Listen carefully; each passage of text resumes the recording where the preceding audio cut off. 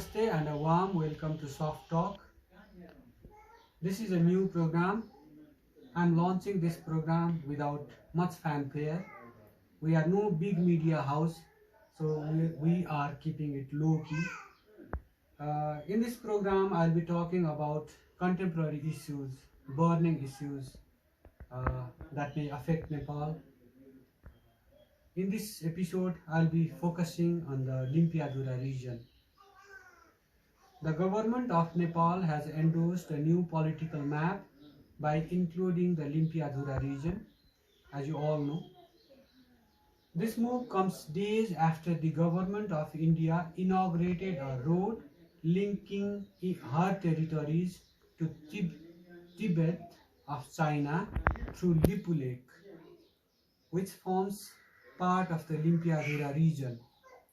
As you know, this region India considers to be a disputed territory. As for Nepal, she is clear that the region belongs to her. At this juncture, it will be worthwhile to revisit the past. The dispute over the region has its roots in the 1960s. Part of the Indian contingent retreated to this region after defeat at the hands of the Chinese at the Indo-China War, the India-China War over Arunachal Pradesh, also known as the Aksai Chin, in 1962. The Chinese call it Aksai Chin, whereas the Indians call it Arunachal Pradesh. In course of time, India fortified her presence in the region that offered a vantage point from which they could keep a close watch on the Chinese. Fast forward 2015, China and India reached a 40-point agreement to engage in bilateral trade through Lipu Lake. Nepal received a rude shock and wrote to both of her neighbors objecting to this move of signing a deal that undermined Nepali sovereignty and territorial integrity. However, the move did not yield much. The Nepali protestations did not yield much. The matter came to a head when India published a new political map incorporating the Limpiadhura region about 6 months ago. Following that Indian move, protests erupted in Nepal and the government came under tremendous pressure to take up the matter with India and inter alia China. Nepal has been reiterating that the occupation of the territory is against the Treaty of Sugauli, which is our own Treaty of Versailles that Nepal was forced into signing with the British India after the Anglo-Nepal War of 1814-1816, in which the British made a mockery of democracy and human rights by cutting off food and water supply lines to ill-equipped bands of Nepali troops and civilians fighting for their dear country against a mighty, unjust empire. The Nepali state had presence in the region for decades before the Maoist insurgency began. However, the presence of the state thinned during the insurgency and after.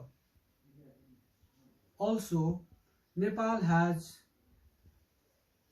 records of land tax payments that local inhabitants paid, as well as records of population census that the state conducted in the region about 70 years ago. Officials involved in the census are still alive and they are still talking to the different media houses about the evolving crisis and its roots. Aside from India, there's another party that we should be talking to, we should keep talking to for the resolution of this dispute, for the peaceful resolution of this dispute. That party is China. However, if bilateral and trilateral engagements fail to yield results, then Nepal should take up the matter to international fora.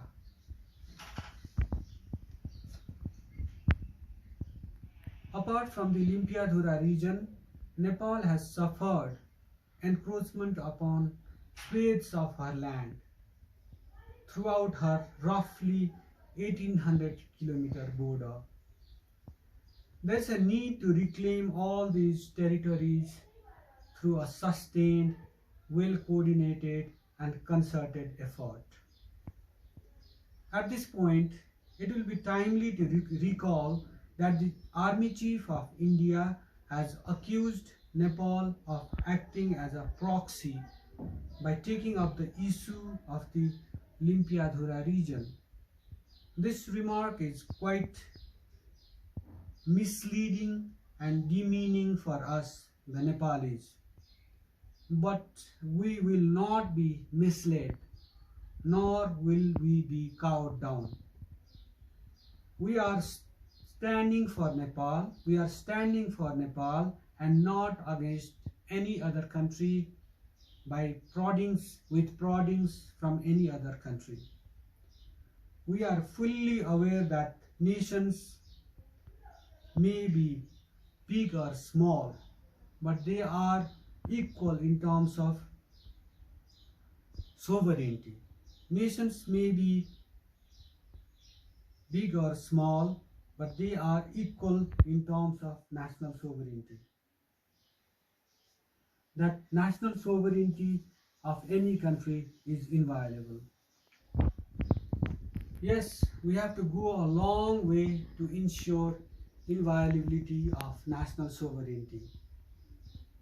Indeed, a nation cannot afford to be thin pencil lines written on a piece of paper when her neighbor seems to be erasing those lines one after the other. At this point in time, we may take solace in the fact that the journey towards national independence in its true sense, a journey towards protection of national frontiers, has begun with this small step, and we need to march on. Let's keep in mind that land is the only thing worth fighting for, worth dying for. And just as mentioned in Sanskrit scriptures, Janani Janma Bhumischa Swargadapi Gariyasi. That means the mother and the motherland are greater than heaven. With this spirit, let's move towards the protection of Nepal's territorial integrity. With this comment, I'm concluding, I'm wrapping up this episode of Soft Talk. Please feel free to comment my presentation as well as like and subscribe. Your cooperation and coordination will be vital in giving continuity to this program. Thank you.